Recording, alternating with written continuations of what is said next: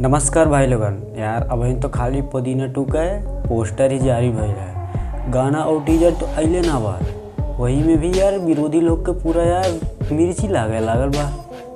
पुदीना है हसीना 2 में फीमेल सिंगर अनुपमा यादव रहनी, लेकिन उनका बदल के यार शिल्पी राज हो गई। ऐसा काम मैटर भइल कि जौन शिल्पी राज के लेवे के पड़ गई पुदीना है हसीना 2 में। हम पूरा ही वीडियो में बतौले मानी, तो वीडियो के लास्ट तक बनल रही। अगर आप लोगों ने यार चैनल के सब्सक्राइब ना कैले होंगे तो सब्सक्राइब कर ली, कैसे कि ये पर तो पावर स्टार पवन सिंह के ही वीडियो खाली मिली आप लोगन के।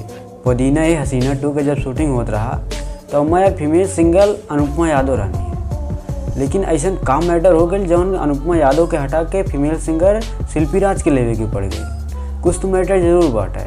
अनुपमा यादव का कहना है यार कि लागत था कि हमरा वॉइस में कौनो गड़बड़ रहा, या उनका गाना अच्छा ना लगा हमारे, या नते हमार वॉइस हटा देना है। लेकिन ऐसा कुछ लागत ना बाटे, ऐसा का मैटर बाटे। अभी ले कुछ पता ना चलल कि हम मैटर बा का।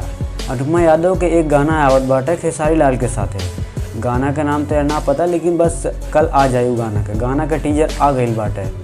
आप लोगों के का लागत बा यार कमेंट करके ज़रूर बताइए। और हाँ, अगर यार वीडियो के लाइक और चैनल के सब्सक्राइब ना कर रहे होंगे तो यार सब्सक्राइब कर ली यार। कैसे कि पावर स्टार पवन सिंह के न्यूज़पेपर मिली, पर ओकरा अलग अलग कंटेंट में मिली बढ़िया एकदम।